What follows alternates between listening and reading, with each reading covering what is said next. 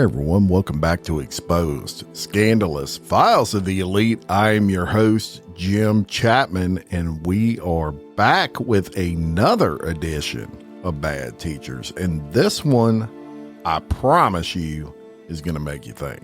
It's going to make you wonder, what are the demons that drive a gorgeous blonde newlywed to destroy her marriage, her career, her reputation, and her freedom for a few illicit encounters with a 14-year-old boy? Today, I'm bringing you the story of Debra LaFave. And as I like to do, we're going to get right into it. And Debra grew up in the small town of Ruskin, Florida, which is about 20 miles outside of the much larger city of Tampa, Florida. Debra's mother was a cosmetologist and her dad worked for the power company. She had one older sister and she was raised rather strict. Now, Debra's childhood was somewhat what you would consider the average childhood, but she, even at a young age, suffered from a lot of anxiety, according to her mother. Now, according to Debra, she was in 8th grade when she was raped by her boyfriend, who was a year older than her, and that was in the bathroom of her junior high school. And she claimed she would carry that with her throughout the coming years. By the age of 15, Debra began drinking heavily, and it was at that point that she also started developing an eating disorder. Now, according to Debra, it was around this time that she tried twice to commit suicide. Once by taking a bunch of pills, and the second time by cutting her wrists. Fortunately, these were superficial wounds that did not require a trip to the hospital and seemed more like a cry for help than anything else. So eventually she graduates. And as troubled as Debra was during this time, most people noticed something else. Debra was an absolute knockout, according to those who knew her. At the age of 18, she picked up large modeling jobs for a now defunct company called Makes and Models, but she would not model for long. Debra was smart and she had goals and she wanted to become a teacher. So she enrolls in the University of South Florida. She gets a steady boyfriend, all the things. But there were struggles on the inside. It was also during college that she was diagnosed with depression and she was prescribed Zoloft. And her older sister during this time, sadly, who Debra LaFave incidentally was very close to, she gets killed by a drunk driver. Now, despite all these challenges, in 2002, she graduates, and upon graduation, she gets a job at Greco Middle School, which is just outside of Tampa, Florida. And by all accounts, that first year went well. It was also around this time that Debra gets married to Owen LaFave, and all is well, right? She's married. She's got a good teaching job. Her husband's got a good job. Everything seems perfect for Debra LaFave, but there were a lot of problems behind the scenes. They fought often over things like the way Debra would dress for school. And Owen would later describe in a book that her dress consisted of very low-cut tops showing off her cleavage, and sometimes, due to the fact that she had fake breasts, no bra. And she was going to school dressed like this. She would also wear short skirts to school. And according to Owen, they seemed to be getting shorter and shorter as the school year went on. Now, Owen would mention the inappropriateness of this, and Debra would just tell him the students could really care less what she looked like, and she would essentially blow him off when he would bring it up. But Owen, in the back of his mind, he's thinking, she's got to be having an affair with somebody. Maybe one of the teachers at her school, because the dress just got more and more scandalous, if you will, and his thought process was she's trying to entice some sort of teacher or maybe even a student's parent into an affair. Now, at this time, Debra was 23 years old. And the fellow teachers, they would also notice the way in which Debra would dress for school. And many would make offhand comments to her like, girl, put some clothes on, etc.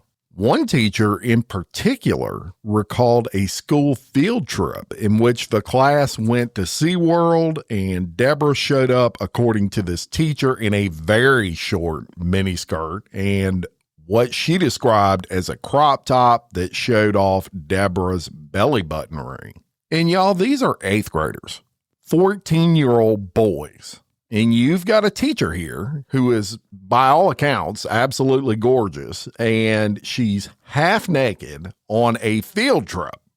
What do you think's going through all of those students' minds? I can promise you one thing, it's not the dolphins at SeaWorld. Now, it was also on this trip that LaFave spends a lot of time talking to a 14-year-old 8th grader that we're going to call Jack. And she had actually met Jack a month prior. It was April of 2004, and she was helping out a friend who was the football coach at the school's tag football game. And LaFave had already garnered a reputation among the male students as being the young, attractive, quote, hot teacher.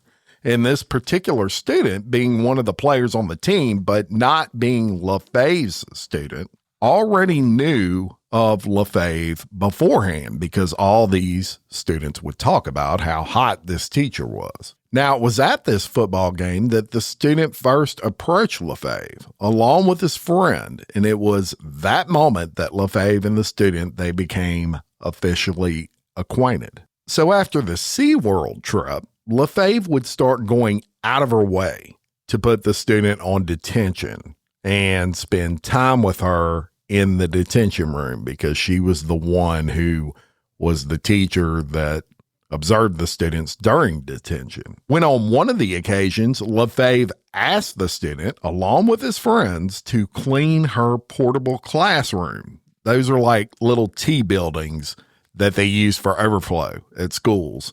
And the student asked LaFave in a very brash way to flash her breast at him. Now, allegedly, and not that this makes this much better, LaFave only pulled up her shirt to reveal a tiny bit of the bottom of her bra.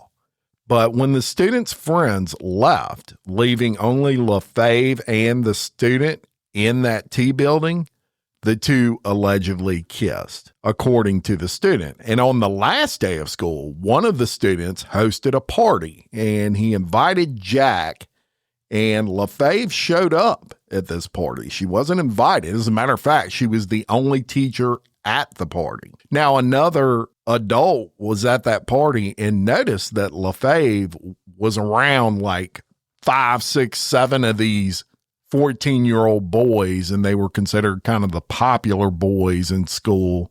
And that adult found that very strange because LaFave appeared to be flirting with these boys. Now, when the other students started asking why Miss LaFave was there to Jack, Jack stated that Miss LaFave was his, quote, girlfriend. So by the end of the party, after driving all the other students home, LaFave gives Jack her number. And it was on this ride that, according to court documents, LaFave was already talking about plans to have sex with Jack. So summer hits, and LaFave and Jack, they would talk on the phone often, and LaFave would regularly drive the student to his summer activities, the rec center, to get his hair cut. They would go to the mall together, etc., and they would regularly kiss on those car rides. And it was around this time that LaFave opened up to the student that she was thinking about the student a lot, and she had feelings for him, and that she could not get rid of those feelings. And it was on one of these particular car rides that fate would intervene. And while Debra was out and about with Jack and Jack's cousin, the aunt of Jack and his cousin's mother sees the three of them at a mall. And right off, she knew something wasn't right because, as she described it, this beautiful young teacher was out with these two students and was dressed very provocatively. Now, at the time, she didn't know that that was a teacher, but she definitely knew this was a 20-something-year-old beautiful female with two 14-year-old kids, and she was dressed with a skirt that was practically up her ass. So she gets with her son, Jack's cousin, and she asked him, who was that pretty girl that y'all were with? And the cousin told his mother that the older woman was the sister of a mutual friend of theirs from the University of Florida, and that they were just buying a Father's Day gift together with this older woman. So unconvinced, the aunt alerts Jack's mother, her sister, and tells her about the situation. And Jack gets home and his mother starts questioning him very intensely. And Jack admits that the woman was Debra LaFave and that they had slept together several times, which I'm sure shocked the shit out of his mother. So the first thing the mother does before she calls police is she calls Debra. And I suspect she did that because maybe she had a little doubt. Maybe he's lying. She wanted to feel Debra out, right? And even though she knew at that time that her son had said he had sex with Debra, when she called, she was smart enough not to mention that to Debra. She played it off like she just wanted to see what Debra had to say about all this. And of course, Debra made up a bunch of bullshit as to why she was with these two boys, and the mom hung up and acted like she bought the whole story. And the second call the mother made was to the police. So the police show up at Jack's house and they get details on several situations involving that teacher, Debra LaFave. And warning, here comes the graphic stuff, so heed this warning. Now, Jack described one particular situation where he and his cousin went over to Debra's house, and her husband was out of town.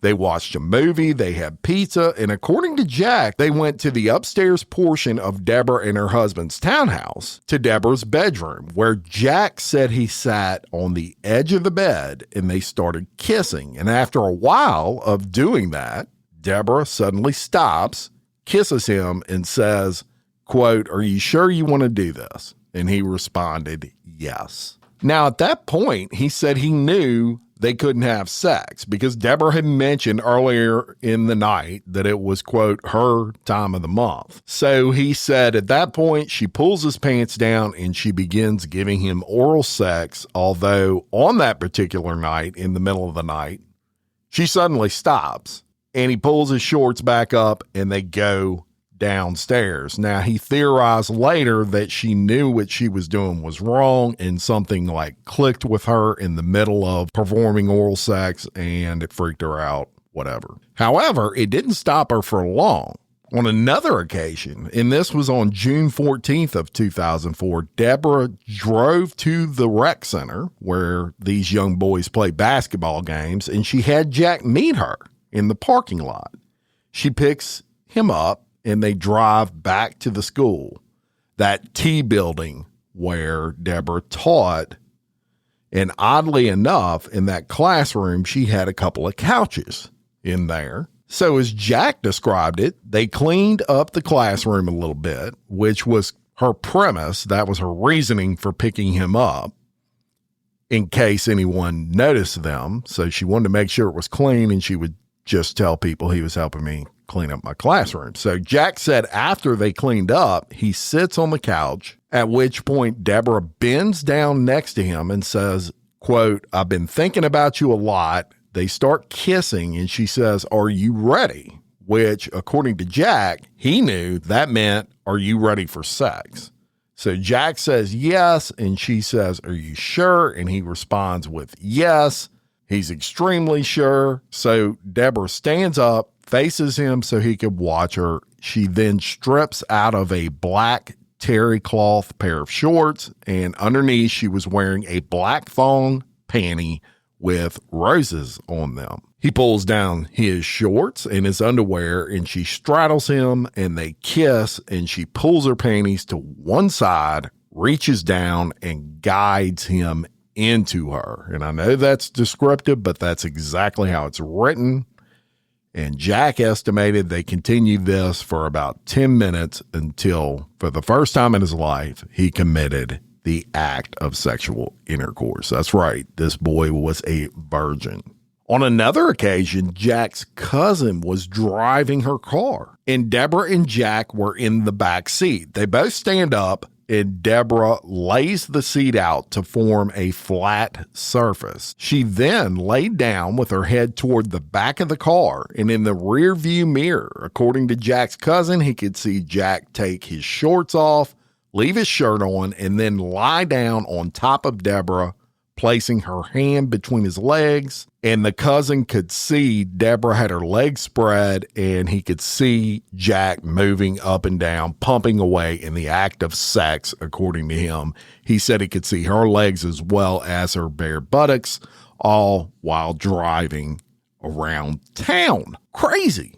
And there were a few other occasions that I'm not even going to describe here. So the officers still aren't completely convinced. I mean, you got this beautiful 23-year-old teacher and this 14-year-old kid, and this is 2004, and this stuff did not appear as prevalent as it is now. We now know that it was prevalent back then, but back then they didn't realize this teacher-student thing was such an issue, and they needed evidence, right? So the first thing they tell this kid to do is what most of the cases I have seen when I'm covering this series, it's pretty common. They say, describe things about Debra that no one would know unless they were sleeping with her. And the boy describes some tattoos she had where she would have to be naked in order for you to see those tattoos. But that was not what you would call damning evidence because, believe it or not,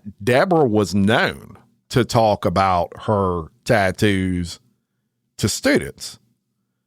But then he describes something he for sure wouldn't know, which was that, y'all, the best way to describe this is that she shaved her pubic region in a shape, not like a landing strip, more like a triangle.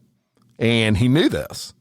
And he offered it up to police. And this, believe it or not, became a key piece of evidence in this case. So then police asked him if he would be willing to call her. Now, the police, they wanted to see if he could get her to admit to all this sexual stuff. So he agrees. He makes that phone call, and I'm not going to review all of the transcripts I have of those phone calls. Let's just say that he not only got her to admit to this sex that she was having with this 14-year-old boy, but he also got her to agree to meet for sex again so that the police could catch her in the act. Not actually in the act, but heading towards the act, right? And they end up setting something up for the subsequent Monday. Debra heads that way. She calls and lets Jack know, hey, I'm almost to your house. She pulls in the driveway,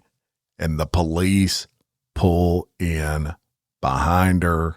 She's taken into custody, and it is off to jail she goes. So, for all her stupidity in her decision-making, Debra wasn't stupid. She's not dumb. And she knew better than to tell the police anything or admit to anything. Even though they already had her on recording and they had all this evidence, she sits down, they go to question her, and what do you think she does? She lawyers up. And at the time that you lawyer up, there is no further questions. And police knew, well, we've got enough evidence here already. We don't need to question her. We already know what she did. And they arrest her. They charge her with several felony charges. We'll go over them in detail in a few minutes, but it's off to jail for Debra LaFave. And then the affidavit becomes public, and I'm going to cover some of it, not all of it. It's very lengthy, but here's what I'll cover with you. It says Debra LaFave committed the offenses of 2 counts of lewd and lascivious battery and lewd and lascivious exhibition by having consensual intercourse with the victim, a 14-year-old student, at Greco Middle School on 2 separate occasions in Ocala. One of the incidents took place in presence of another victim who is a 15-year-old cousin. Remember, I told you about the cousin that would drive them around. The first sexual encounter occurred on 6/15 of 2004 in the defendant's vehicle, a silver Isuzu sport utility vehicle. The sex act between the victim and Debra LaFave took place while the cousin was driving the vehicle. The second sexual encounter between the victim and Debra LaFave took place on 6/17 of 2004 at a park in Debra LaFave's silver Isuzu sport utility vehicle. And then the officer gets into some other agencies that were investigating the case. I'm not going to read that to you. But then it gets into the interview the officer had with the cousin. I want to read you this. At approximately 10:08 a.m., I made contact with the cousin by telephone. I briefly spoke with him about the incident and an attempt to establish jurisdiction. He told me he had already been interviewed by Tampa detectives and was well aware of the case, and he told me the first time that Miss LaFave and the victim had sex, he was driving her vehicle near the mall. He stated he remembered driving under the overpass, and shortly thereafter they were done having sex, and he told me the second time Miss LaFave had sex, it was in Ocala, and he had driven them to a park. I asked him what, if anything, he observed while driving them in the car, and he told me that during the first incident, he had seen his cousin in the back seat between Miss LaFave's legs, moving in an up and down motion while his pants were pulled down. He told me that during that time, Miss LaFave was nude, and the second time they had sex. She left her shirt on, and then I terminated the phone call. So the officer likely knew at this time, I need to talk to this guy in person. At 10:25 a.m., I recontacted the cousin and asked him if I could drive him around to try to pinpoint locations where they had sex. So it was at this point that they did just that. The cousin gets in the police car and they're driving around, and he's describing these incidents. And he brings them to a park just inside a fenced area, and he explains that they went to this park. He got out of the vehicle because he knew they were going to want to have sex, and the victim stays in the vehicle with Debra LaFave, and they indeed had sex. And he said that was the second incident of sex in Ocala. He stated they parked near a dumpster in that occasion. Then they drove to another location, and the cousin identified that as Southwest 22nd Avenue as the starting point for the sex act. He said Debra LaFave and the victim and himself went to Smoothie King. They started traveling west at that location, and he observed Miss LaFave put the rear seat down in the vehicle, and the victim began having sex with her in the back seat. He stated they had sex until they reached the overpass at I-75 and finished a short distance after that.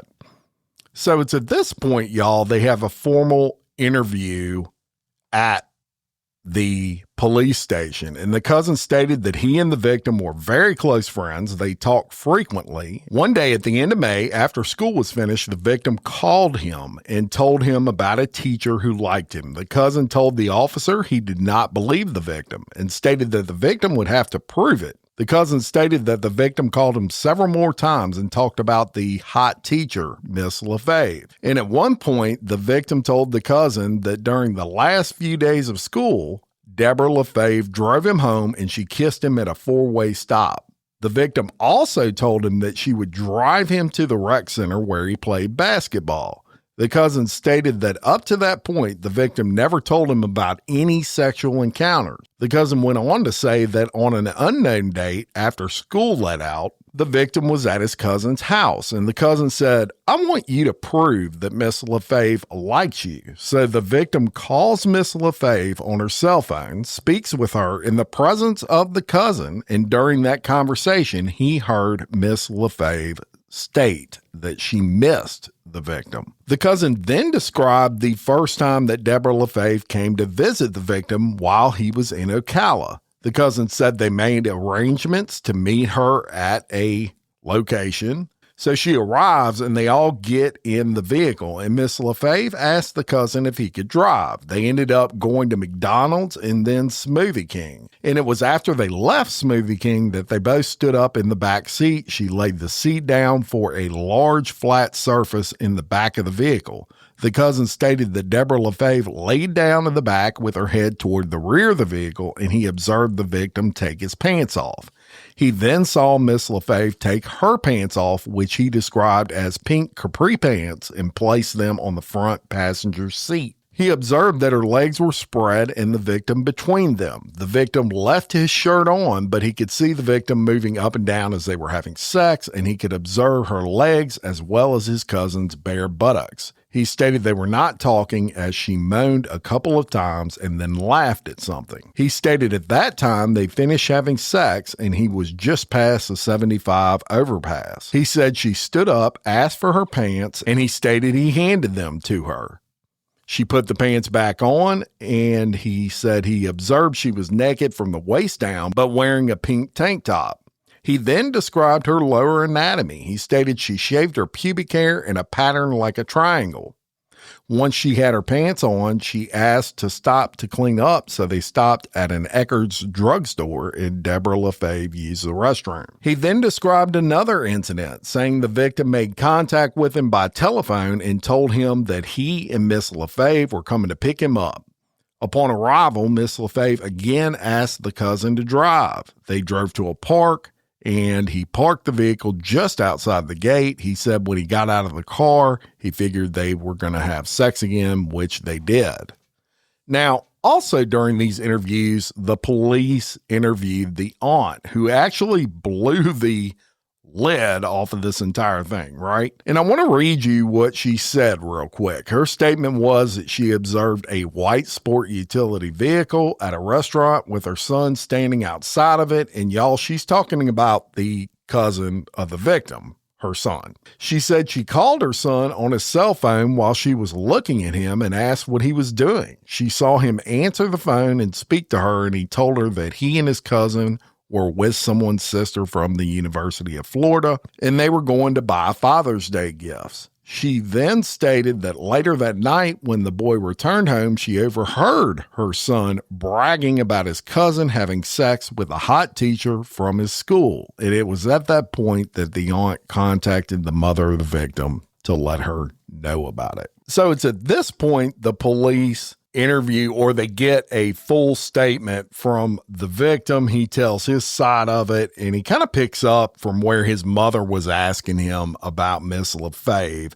And he said he got home and his mother started interrogating him about it. He tried to lie, but he knew he was caught. He said that Debra LaFave was a teacher at his school. He said they first had kind of a hi-bye type relationship. But then he stated on graduation night, 1 week before school got out on a Friday evening, the graduating class went on a trip to SeaWorld. And he sat next to her and they talked. He said they had a conversation that was nothing exciting. It was just them getting to know each other. And what's she doing there? She's grooming the shit out of him, right? She's trying to see how far she can take this thing. He said the school year ended the following Thursday of that week, and Debra would invite him and his friend, who was a cousin, to spend detention time in her classroom. One of the days, Miss LaFave asked the victim to stay after school. He did so, and she drove him to get a haircut and the rec center to play basketball, which he normally did, and then home. The victim said the last day of school, a student had a party to which some of the teachers were invited, and he said Debra LaFave was the only teacher that actually showed up. And it was then that Miss LaFave said she was attracted to him. He also said up to this point there was no physical contact, although she did give her cell number to him. And then he confirmed all the incidents I just gave you the details on in the other statement, so I'm not going to go over those again. So, as I said, Debra LaFave gets booked into jail. 2 counts of lewd and lascivious behavior involving a juvenile between the age of 12 and 16, which are both second-degree felonies. Now, something I found interesting is that, of course, when you're booked into jail, you have to do a strip search. And keep in mind that at this point that Debra LaFave was arrested, she thought she was on the way to have sex with this kid. Well, when they searched her, the policewoman in charge of the search noted 2 small butterfly tattoos on her lower back, a Chinese symbol on her lower back, and her clothing were described as pink capri pants and a tank top shirt. And get this, as for underwear, no panties, no bra. I found that kind of indicative of what she was planning to do with this kid.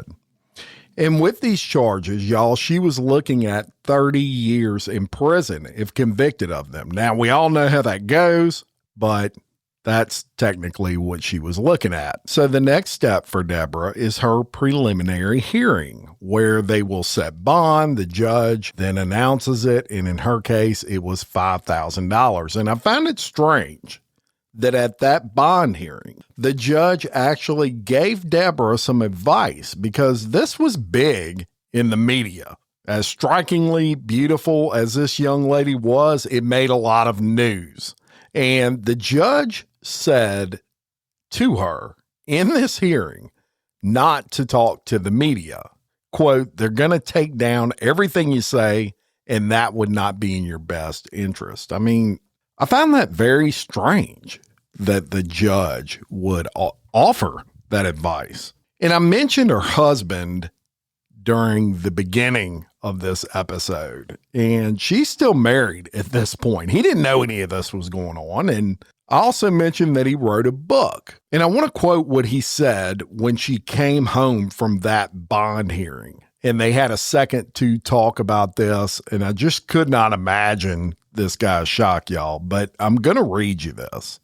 He said, "Debbie's first action was to take a shower, and her mother sat in there and consoled her for maybe a half hour. And when they came out, Debbie and I went to the back pool area and we sat down to talk. I told her, 'Look, I know you did it. I just want to know why.' And she started crying. That was as much of a confession as I needed or would ever have. She said, 'Owen, don't leave me, don't leave me.' 'It's well beyond that,' I said. 'You showed no respect for our relationship. Why would you now expect me to have any for you?' She sobbed and didn't try to answer. I gave up. 'You threw our relationship away,' I told her. 'It's no longer something I intend to fight for.'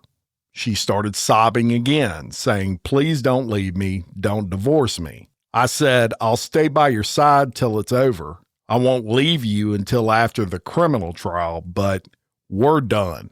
I knew there wasn't any good answer, but I couldn't help asking again for an explanation. I just wanted to know why. She then screamed at me as loud as she could scream. I just don't know." I mean, that right there is a prime example, y'all, of the fact that there's victims on both sides of these things when they occur. So the case drags on for 2 more years. And during that time, her husband did divorce her. Then finally, in November of 2005, her lawyer cut a deal with prosecutors in Tampa. Debra would plead guilty to lewd and lascivious battery of 1 count, but only be sentenced to house arrest, no jail time. There were still pending charges in Ocala during this time, and the judge there rejected a plea deal, saying her crime demanded that she do time, and he scheduled a trial. But then, a big surprise. The state drops all charges in Ocala. The victim's mother had told prosecutors she did not want her son to have to testify. She didn't want to put the teenage boy under hot lights that followed Debra LaFave everywhere. And that was her quote. Her lawyer even said, I think ultimately the media intensity was a benefit to us. And when I say lawyer, that is LaFave's lawyer. So as part of her plea bargain in Tampa, she was under house arrest. However, she had a pool. She had a really nice house. I mean, not so bad, especially compared to jail. And what about today? Well, now Debra's 45 years old. She lives in a 3-bedroom home in a small Tampa suburb. She's reverted to her maiden name, which is Beasley, and she has avoided almost all media interviews. And I say almost for a reason. I'll get to that in a second. She has completed her required community service and sex offender classes, and she paid back $13,000 in court costs. She's worked several jobs that would not put her in contact with minors. That's part of her agreement. And most of those jobs being in the restaurant industry. In 2011, she was in a relationship with a restaurant owner, and she gave birth to twin boys. But that relationship did not work out. And in 2016, the couple went through a pretty messy custody dispute. And of course, as a registered sex offender, LaFave is required to check in with the state regularly regarding her whereabouts. So I've got a special inclusion, if you will, for this episode, and that is the only interview of any sort of length that Debra LaFave has ever done. It's with Matt Lauer. It was after her guilty plea in the case, and I'm going to play that for you now. And here's that. So a new school year begins and your teenager comes home talking about how much he likes one of his teachers. Your first thought might be, good, I hope he learned something. But the parents of one 14-year-old in Florida were not happy about what their son was learning from a teacher in his school. Her name was Debra LaFave, and she's one in a string of young female teachers who've admitted having sex with underage male students. Tonight, in an exclusive interview, Debra LaFave tells her side of the story, what she learned in school about herself. What's the reaction you get in the street from people who recognize you? Snickers, stares. Mothers would hold their children tightly when they saw me. Obviously, do it in front of you? Obviously. People say bad things to you? That's Debra LaFave. She's a top contender for the title of America's most notorious school teacher. In 2004, Debra Beasley LaFave was arrested at the home of a middle school student, accused of having sex with him at her apartment, in her car, in her classroom. She was 23. He was 14. Now to a shocking story. A Florida teacher is facing possible prison time. She wasn't the first teacher, or the last, to be busted for a liaison with an underage student. But her case created an international sensation. It was just the intensity of it. My goodness. You know, there was a teacher arrested 2 days after me, and I saw her on TV once. So why do you think you got all the attention? I don't know. I'll say it. Do you think it's because you're pretty? I think so. And sex sells. In her first ever television interview, Debra LaFave will take us step by step through the whole affair. But she also says there's much more to the story.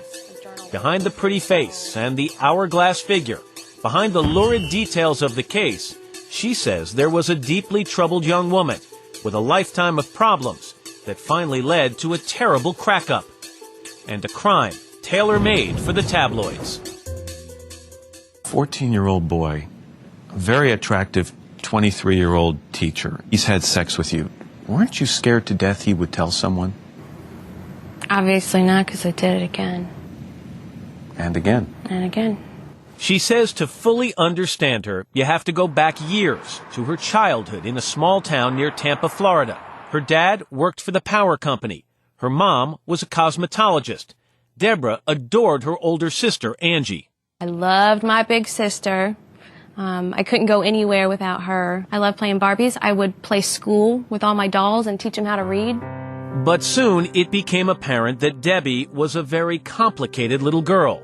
Her mother would later write a long account of Debra's childhood, a litany of phobias, panic attacks, and obsessions. And Debra says there was a trauma buried in her past. When you were 13 years old, 8th grade, you were raped by someone you knew. Tell me about that.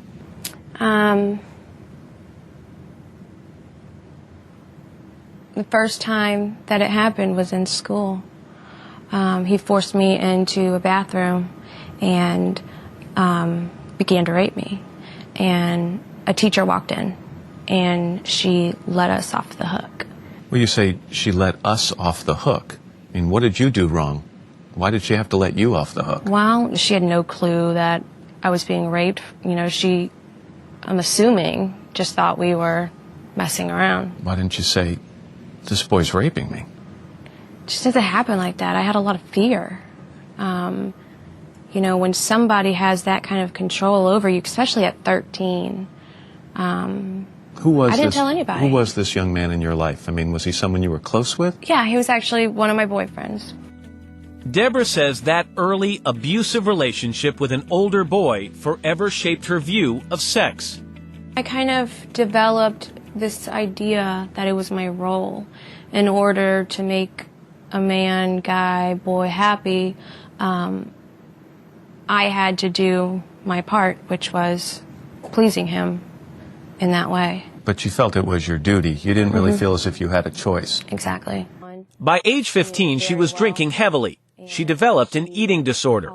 So, I mean, as an outsider looking in, life was a bit of a mess. At that point, I had already tried to commit suicide twice, too. How did you try to commit suicide? One time was taking a lot of pills, and the second time was slitting my wrists. But as troubled as she was, most people noticed something else. Debra was a knockout. Were you one of these girls that people had walked up on the street and say, you should model, you're very pretty, you should model, things like that? Yeah, I thought it would be a great way to make extra cash. Her first big job at age 18 was for a magazine called Makes and Models. Which you smile at now, which was basically they would have beautiful women and cars Right. and motorcycles and things like that. How did you feel about it when you were doing it? So ridiculous. Did you ever think these pictures could come back and haunt me in some way? No, Never gave it a thought. never. She wouldn't be a model for long. Debra majored in English at the University of South Florida with the goal of becoming a teacher. She stopped her heavy drinking, got into a steady relationship, maintained a high B average, but she still found herself crying sometimes for no apparent reason. A friend finally told her she needed to see a psychiatrist. They thought that it was just depression, and they put me on Zoloft at that time. How did that work for you? At first, I can remember saying, I'm not crying anymore. You know, I'm happy. And after that, it kind of it felt like my body became immune to it, and it didn't work anymore. So the depression came back. Then perhaps the hardest blow of all. In 2001, Debra's beloved older sister Angie was killed by a drunk driver. Debra was devastated, and today she wonders, could her sister have saved her from herself? I think about if she was here, what I have done, what I did, Why would it have been different? because she knew me well, and she always could tell if I was doing something that I shouldn't be doing.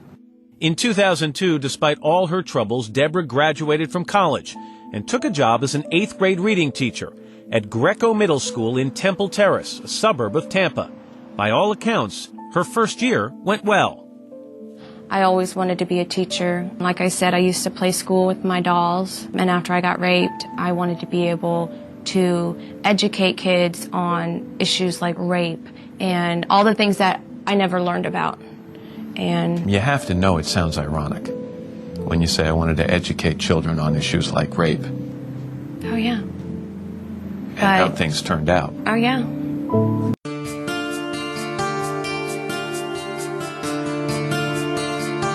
Debra LaFave could not afford to get caught. The middle school teacher had been having sex with a 14-year-old boy at her school. But rather than trying to keep her affair secret, she seemed to be flaunting it. And people were starting to suspect that something was wrong. They'd been married less than a year, but in June of 2004, Owen LaFave began to have a terrible suspicion about his lovely wife, Debra. He said something along the lines of, I think Debbie's having an affair, to my mom. And he thought it was with one of my fellow teachers. He never dreamed it was with one of your students? Never. But that's exactly what happened. Debra LaFave, a 23-year-old reading teacher, was having an affair with a 14-year-old student at her middle school in a suburb of Tampa. She'd already performed oral sex on him. Now, 10 days later, June 14th, she invited him to help her clean her classroom and crossed yet another line. And that was the first time. You had intercourse with him at school? Yes. School was out, and Debra grew even more reckless. The next day, she drove the student to Ocala, 100 miles north, to visit his 15-year-old cousin. They picked up the cousin at his home. Debra gave him the car keys. Then she climbed in back and had sex with the 14-year-old. You had sex with this student while his cousin drove the car. You know, even if he's not 14 and you're 23, even if he's not your student and you're a married woman, it's a pretty brazen thing to do. Were you scared? It didn't even bother me. And like I said, I am the most modest person, even today. Like, if I'm in my bathing suit, I want a cover-up. It seems like there are a lot of contradictions here. Oh, because there is. On the one hand, you're saying you're a modest person, yet you've had sex in a car with a 14-year-old while his cousin's driving. You don't let your midriff show, but there are these photos of you on a motor, posing. I think that's different, and I was 18. 2 days later, June 17th, she and the boy again drove to Ocala and picked up the cousin. They all went to a park. While the cousin made a phone call, Debra and the boy again had sex in the back of Debra's SUV. How did you explain yourself when you would show up in Ocala? Here's a place 100 miles from where you live. How would you explain why you were there? Nobody really, all of his friends that were out there were, high-fiving him and saying, oh, yeah, she is hot, blah, blah, blah. So there was really no one that I saw. I didn't know anybody. But those friends are going home and telling their friends, hey, this young man in question is being visited by his, in your word, hot teacher.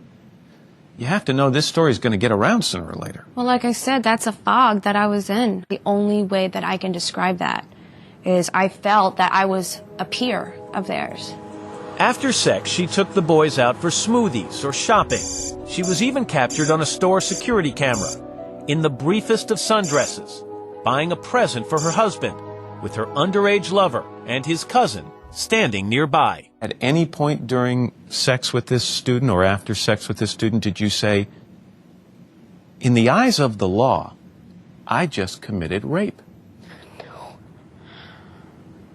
I don't think no, I didn't say that. But very soon she'd be hearing it. Debra had been spotted by the mother of one of the cousin's friends. She in turn told the cousin's mom. The cousin's mom calls the student's mom and says, this teacher, this beautiful teacher, is hanging out with your son. Mm-hmm. When did you find out that you'd been spotted up there and that these phone calls had occurred? That day. And what'd you do about it? Nothing. I met my husband at a bar, and we sang karaoke, and we had an awesome night. She also called the boy's mother to smooth things over. I was more thinking of it as being a young girl who just got caught with her boyfriend, and we shouldn't piss our parents off. It's okay. I didn't mean to say that. But Debra didn't know that the boy's mother had already confronted him. He'd told her about the sex. She'd called the police. Soon, detectives questioned the boy, confirmed his story, and had him call Debra while they listened in. You enjoyed yourself, didn't you, Mom? I did. Did you? Yeah. So it's not over? God.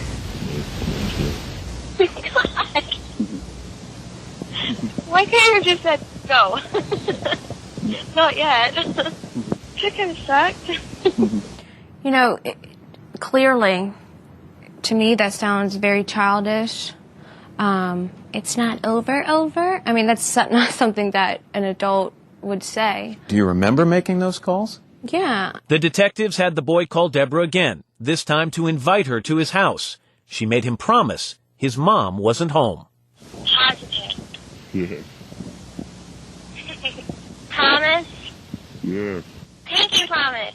Say pinky promise. Pinky Alright. When Debra arrived at the appointed time on June 21st, 2004, the police were waiting. She claims that even then, she was still oblivious to the idea that she'd committed a crime. It took about maybe 5 seconds, and my car was surrounded.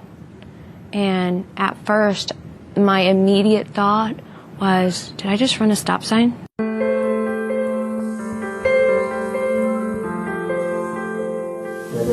You are under arrest. Debra LaFave, under arrest in Temple Terrace, Florida, for lewd and lascivious battery.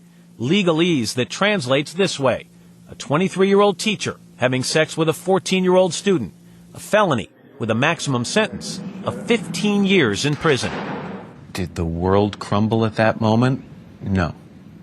You're still in this state of... I was mad at the fact that they wouldn't let me get my purse out of the car. In fact, I was just so arrogant. Just so... God, I shouldn't be back here. I didn't do anything wrong. Exactly. But Debra soon began to grasp the trouble she was in. During their investigation, police had asked the boy questions to prove that Debra was his sex partner. He described her tattoos, her tan lines, and another, even more intimate detail. Now, the police needed photos to verify his descriptions. They put me in stirrups like you would for... A gynecological exam. Exactly. And I can remember just shaking and trying as hard as I could to clench my legs together to keep them shut. And in fact, the nurse said, because I was crying, and she said, honey, were you raped? And I wanted to look at her and say, yeah, I've been raped. I was raped when I was 13. I'm being raped right now. Forcing my legs apart and doing that. It was complete violation. They could have It's had evidence, Debbie. But do you understand that they could have had me standing up against a wall? Okay, my legs did not have to be spread wide open like that. Those pictures never reached the public domain, but her old modeling shots did.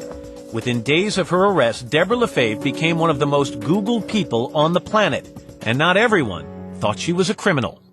There are some people out there who say this is every 14-year-old boy's fantasy. Did you hear that? Yeah, I just think it's stupid. I can't even think of any other word to describe it. I think it's ridiculous. Soon, authorities in Ocala, where the boy's cousin lived, filed another set of charges for the sex acts that took place there. If convicted, Debra now faced up to 30 years in prison, and she faced the destruction of her marriage. I spent the night in jail, and then the next day is when I actually saw him. So he What did knew. he say to you? Right away, he was just very angry, and I can remember bawling my eyes out. When he was walking out the door, I think I literally grabbed onto his leg and squeezed, and he was dragging me on the floor because I just didn't want him to leave. You knew at that moment your marriage was over? I knew it by his, the way that he reacted to it. Do you know your career was over? Well, they told me, so yeah. Debra, the English major, wrote a poem about her predicament. Her restless heart beats abstractly in circles. Her wandering mind prays endlessly for miracles. And it seemed like it would take a miracle to keep her out of prison. The facts in the case were overwhelmingly against her. Debra's attorney, John Fitzgibbons, planned a novel defense. Here we have a woman that by every societal standard can get a date, can get a man. Yet she destroyed her career, destroyed her marriage. I believe the only logical reason why Debra LaFave did what she did was because of her mental illness. According to 3 psychiatrists hired by the defense, Debra has bipolar disorder. Dr. Eric Hollander, who's not associated with the case, is chair of psychiatry at Mount Sinai Medical School in New York City. When women become hypersexual, The number one disorder really that seems to drive that hypersexuality in women is bipolar disorder. And Hollander says if a person with bipolar disorder is mistakenly treated for depression, as Debra says she was, the symptoms can actually get worse. They'll have more frequent manic episodes. The manic episodes will be more severe, and the impulsive behavior, like the impulsive sexual behavior, can get significantly worse. It would seem to explain a lot about Debra, sometimes so depressed she could barely speak, sometimes talking a blue streak, sometimes unable to dress herself, sometimes dressing provocatively, sometimes barely able to leave the house, sometimes driving 100 miles, to have sex in the back seat. But is bipolar disorder an explanation or an excuse? You know what? I don't want to blur the lines between doing something as heinous as what I did and being bipolar. But yes, symptoms of bipolar definitely contributed to my mind frame. Did you know what you were doing was wrong? At the time, I don't think I did. Obviously not, because I wouldn't have done it. But in his sworn statement to investigators, the 14-year-old said she told him something quite different. Didn't you say that one of the things that turns me on is knowing that I'm not supposed to be having sex with you? You know what?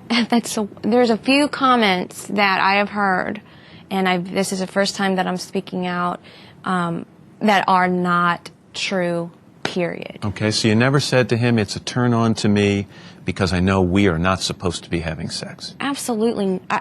No way. I never, ever, ever said that. Debra LaFave, blonde, beautiful, bipolar.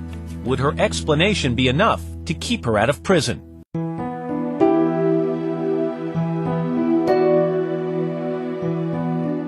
It was nerve-wracking still, because I really, honest to God, I battled with, should I go? So you actually thought, should I go to prison? Yeah, pay a debt. I mean, look, I did this. If convicted, schoolteacher Debra LaFave faced up to 30 years in prison for having sex with a 14-year-old student. Her lawyer planned an insanity defense, but he knew a trial would be risky. It was clear that there were a lot of people that felt there was no crime here. And conversely, there were some people that felt it was a horrific crime. The case ground through the courts for nearly 2 years. Debra's husband, Owen, divorced her. She committed a crime. She got engaged to a childhood sweetheart named Andrew Beck. I've dreamt about her my whole life. Finally, in November 2005, her lawyer cut a deal with prosecutors in Tampa. Here comes LaFave. Debra would plead guilty to lewd and lascivious battery, but be sentenced to house arrest. No jail time. I have in my right hand, ma'am, a plea form. Did you talk to your lawyer about it? Yes, sir. Do you understand it? Yes, sir. Did you sign it? Yes, sir. There were still charges pending in Ocala, and the judge there rejected a plea deal, saying her crime demanded she do time. He scheduled a trial. But then, a big surprise. My lawyer, John, called me, and he said, they dropped the charges. I was like, what? They dropped the charges. The state dropped the charges. The victim's mother had told prosecutors she did not want her son to have to testify, did not want to put a teenage boy under the hot lights that followed Debra LaFave everywhere. I think ultimately the media intensity was a benefit to us. Infamy has its privileges. I called my fiancé, and I was crying and ecstatic. First I called him crying because they rejected the deal, and then I called him crying because I was so happy. It was just like two extremes. The past 2 years have been hard on all parties involved. I pray with all my heart that the young man and his family will be able to move on with their lives. You've talked with me at length about the experience you had with rape in middle school and the impact that has had on your life and your relationships. Mm-hmm. So how is what happened to you different than what you did to this 14-year-old boy? I think first, my rape was a violent rape. So because yours was not a violent rape of this student, you think that's a big difference? Well, it's a difference. I don't know if it's a big difference. You know, a 14-year-old 10 years ago is different than a 14-year-old today. Not in the eyes of the law. Right, not in the eyes of the law. He consented, but I should have been the one to say, look, you are a kid, and that this is not a good idea, whether you want it or not. You should have said it on a number of occasions. Oh, yeah. You should have said it when you first started flirting with him. Yeah. And you clearly should have said it before you had sex with this young man. Clearly. How do you think this is going to impact his life? I think he's going to have a hard time trusting women one day. I'm sure he has to be living with the guilt of, quote unquote, ratting me out. By court order, you cannot have any contact with him. No. What would you say to him if you could see him? Oh God, I don't even think about him, and I definitely would apologize. I mean, I don't have anything to say to him. I don't have any harsh words or even good words. Debra's now on medication to treat bipolar illness. Under the terms of her plea agreement, she'll be under house arrest for the next 3 years, on intensive probation for another 7. She's not allowed to leave home except for work and essential errands. She's a registered sex offender who's not allowed to work with children or live within 1,000 feet of a school. She wears an electronic ankle bracelet. Her every move tracked. And how long do you have to wear this now? My probation officer foresees it being the whole 10 years. I've kind of gotten used to it. But house arrest also includes a fenced yard and a swimming pool. You know, I just find a lot of comfort. I've planted flowers and butterflies come to my garden. It sure beats the alternative. You know, you hear some people say she should be in prison. Mm-hmm. That if the roles were reversed, and if you were a man who was 24 and had sex with a 13 or 14-year-old girl, you'd be in prison. How do you feel about that? I think I should be in jail. You think you should be? Yeah. By the standards, what I did, that's the law. I should have got jail time. In the end, even the notorious teacher herself does not know if justice was served. So what is the one thing you want people to know about you? That I committed a sex offense, but I'm not a sex offender, even though I'm labeled as that. I made a really, really, really bad choice. You don't see yourself as a predator. It's hard. It is so hard because I lived 23 of my years of my life, you know, knowing who I was. I was a kind-hearted person who loved children, who would never, do anything to break the law. I was a good person. And then now everything has just changed. So it's just really hard for me to accept that. By the way, by law, Debra LaFave cannot profit from her crime, so she can't sell the rights to her story, and she has no plans to write a book about her case. She's currently working as a waitress. So what do you think? Did the punishment fit the crime? Tell us online at dateline.msnbc.com. So there you have it. Another bad teacher. I hope you enjoyed it. Please check out the Patreon. My celebrities are the reason that I'm able to do this each and every week.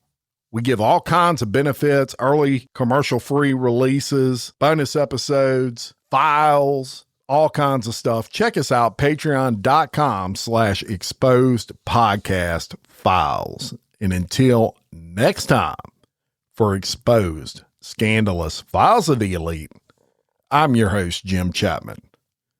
Much love.